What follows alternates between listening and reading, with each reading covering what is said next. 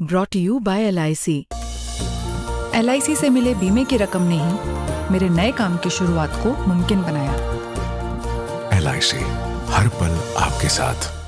Sir, तांबे पे पिछली बार भी हमने बात की थी आपसे और आपने कहा था कि तांबे में जो है अच्छी तेज़ी देखने को मिल सकती है। आज तांबे में भी हमने अच्छी खासी तेज़ी देखी है। सर, ये तांबे में जो तेज़ी बनी है अचानक से, इसके पीछे क्या कारण लग रहे हैं?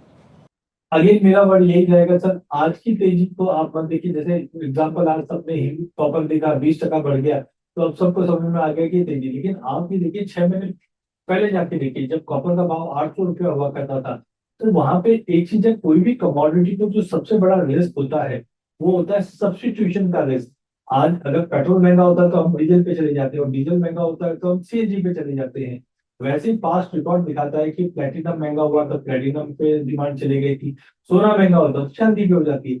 लेकिन अब जिस तरह से चांदी बढ़ गई है, तो सबका ध्यान कॉपर की तरफ आ रहा है। और मुझे लगता है यस, कॉपर में एक इन्वेस्टमेंट डिमांड बढ़ रही है, दूसरा चिली या इंडोनेशिया में जो माइंस है, इस माइंस के जो आउटपुट है उसमें कमी आ रही है, बिकॉज वहाँ पे कहीं ना कहीं लेबर कंसर्न बने हुए हैं, जो कॉपर को बहुत ज्यादा सपोर्ट देती है। तो मुझे लगता है ये अभी 60-65% की तेजी आ चुकी है, बट और यहाँ से 30% की 25-30% की तेजी और आ सकती है, क्योंकि फंडामेंटल बहुत ही मजबूत है। एक तो डिमांड, ईवी, सोलर पैनल, इन सब में कॉपर का भी उपयोग होता है। साथ में सप्लाई कंसर्न्स तो बनी हुई है।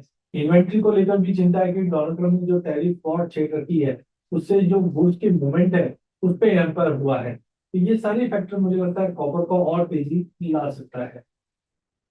तो सर, क्या ये सही मौका है अभी कॉपर में पैसा लगाने का? क्योंकि क्या कॉपर में भी चांदी जैसी हम तेज़ी देख सकते हैं?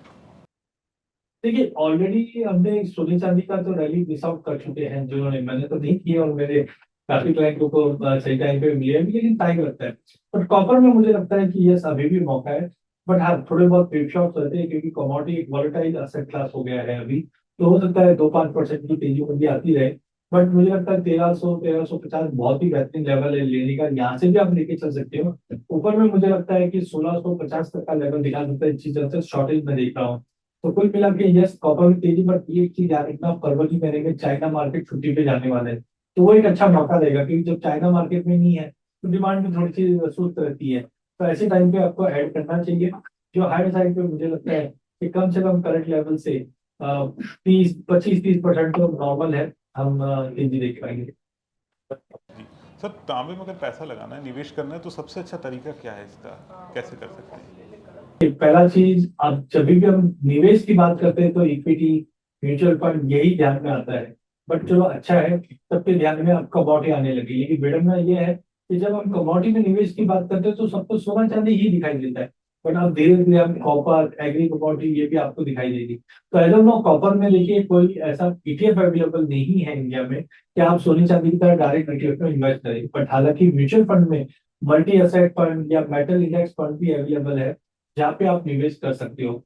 सेकंड आ जाता है ऑप्शन स्टॉक। आप डायरेक्टली हिंदुस्तान कॉपर ऐसे स्टॉक उठाइए, लेकिन जब भी आप स्टॉक उठाते हो तो एक मैनेजमेंट का रिस्क जरूर होता है। और तीसरा ऑप्शन होता है MCX, जो कमोडिटी एक्सचेंज है।